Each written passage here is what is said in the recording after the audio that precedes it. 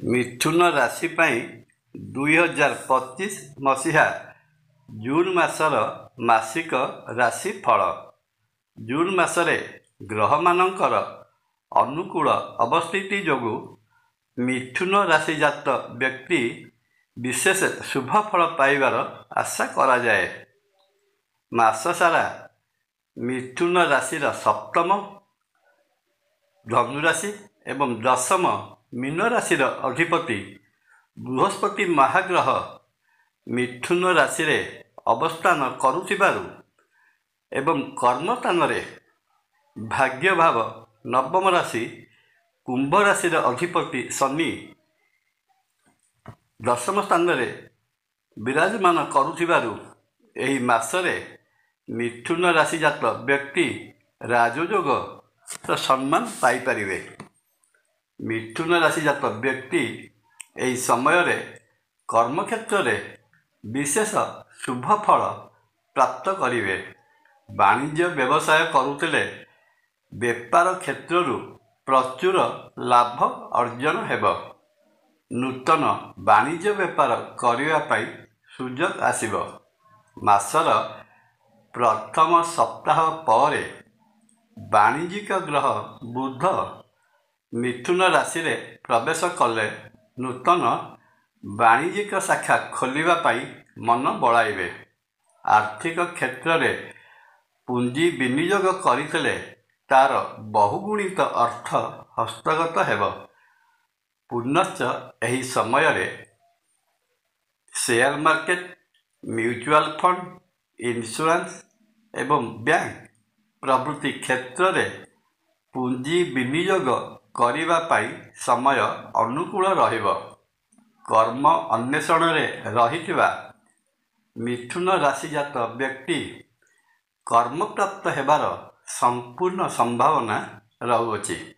ମାସର ଦ୍ୱିତୀୟାର୍ଦ୍ଧରେ ସୂର୍ଯ୍ୟ ମିଥୁନ ରାଶିରେ ପ୍ରବେଶ କଲେ ସରକାରଙ୍କ ସହିତ ବ୍ୟବସାୟ କରୁଥିବା ଠିକାଦାର, ଅର୍ଡର ସପ୍ଲାୟର ପ୍ରଭୃତି ନିଜ ନିଜ କ୍ଷେତ୍ରରେ ସୁପ୍ରତିଷ୍ଠିତ ହୋଇପାରିବେ। ପୁଣି ନୂତନ କାର୍ଯ୍ୟାଦେଶ ପାଇବାର ମଧ୍ୟ ସମ୍ଭାବନା ଦେଖାଯାଉଛି। ଚାକିରି କରୁଥିଲେ କର୍ମକ୍ଷେତ୍ରରେ ପ୍ରଶଂସା ଅର୍ଜନ କରିବେ। ପ୍ରମୋସନର ଯୋଗ ରହିଅଛି। ସହଯୋଗୀମାନେ ସହଯୋଗ କରିବେ। ନୂତନ ଇନକ୍ରିମେଣ୍ଟ ମଧ୍ୟ ମିଳିବାର ସମ୍ଭାବନା। ମାସର ଦ୍ୱିତୀୟାର୍ଦ୍ଧରେ ସୂର୍ଯ୍ୟ ମିଥୁନ ରାଶିରେ ରହଣି କଲେ ମିଥୁନ ରାଶିଜାତ ବ୍ୟକ୍ତି କର୍ମକ୍ଷେତ୍ରରେ ପରାକ୍ରମୀ ଓ କମାଣ୍ଡିଂ ନେଚରର ରହିବେ।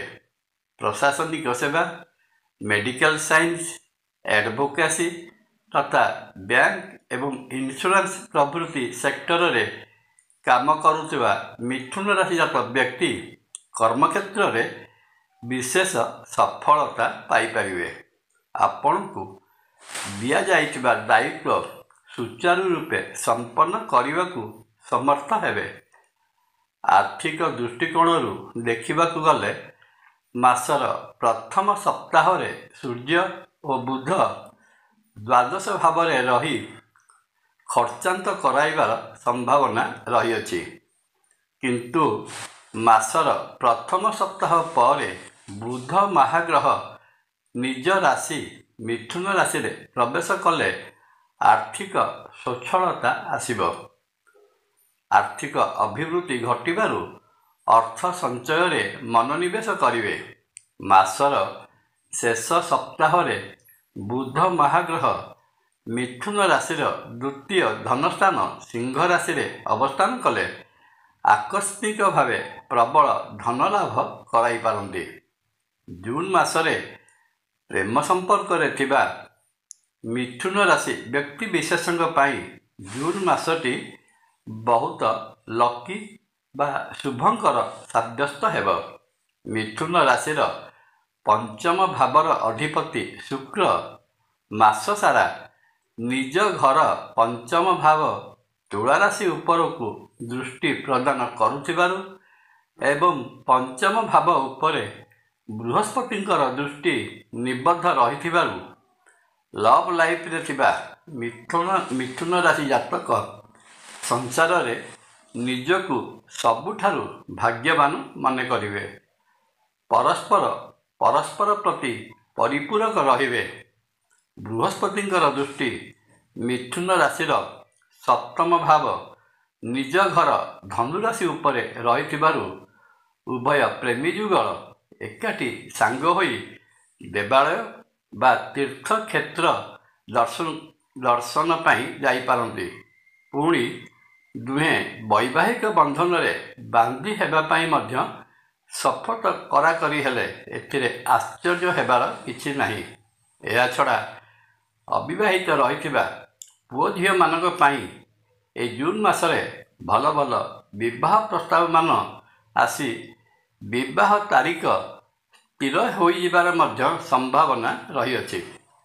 ପାରିବାରିକ ଦୃଷ୍ଟିକୋଣରୁ ଦେଖିବାକୁ ଗଲେ ମିଥୁନ ରାଶିଜାତ ବ୍ୟକ୍ତିଙ୍କ ପାଇଁ ଜୁନ୍ ମାସଟି ମଧ୍ୟମ ଧରଣର ରହିବାର ବହୁତ ସମ୍ଭାବନା। ମାସର ପ୍ରଥମ ସପ୍ତାହରେ ମଙ୍ଗଳ ମିଥୁନ ରାଶିର ଦ୍ୱିତୀୟ କର୍କଟ ରାଶିରେ ନୀଚ ଭାବରେ ଅବସ୍ଥାନ କରିଥିବାରୁ ପରିବାର ମଧ୍ୟରେ ମତଭେଦର ସୂଚନା ମିଳେ। ଆର୍ଥିକ ସ୍ଥିତିକୁ ନେଇ ପରିବାରର ସଦସ୍ୟଙ୍କ ମଧ୍ୟରେ କଥା କଟାକଟି ହେବାର ସମ୍ଭାବନା ରହୁଅଛି।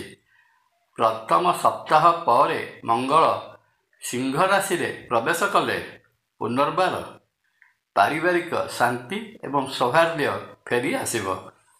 ତେବେ ବି ମଙ୍ଗଳ ମିଥୁନ ରାଶିର ତୃତୀୟ ଭାବରେ କେତୁଯୁକ୍ତ ହୋଇ ରହୁଥିବାରୁ ଭ୍ରାତୃବିବାଦର ସମ୍ଭାବନା ଦେଖାଯାଏ। ଭାଇ ଭଉଣୀଙ୍କ ମଧ୍ୟରେ ସମ୍ପର୍କରେ ସାମାନ୍ୟ ଶିଥିଳତା ଆସିପାରେ। ସ୍ୱାସ୍ଥ୍ୟ ଦୃଷ୍ଟିରୁ ମିଥୁନ ରାଶି ପାଇଁ ଜୁନ୍ ମାସଟି ସେତେଟା ଭଲ ଫଳ ନ ଦେଲେ ମଧ୍ୟ ଖରାପ ଫଳ ଦେବ ନାହିଁ।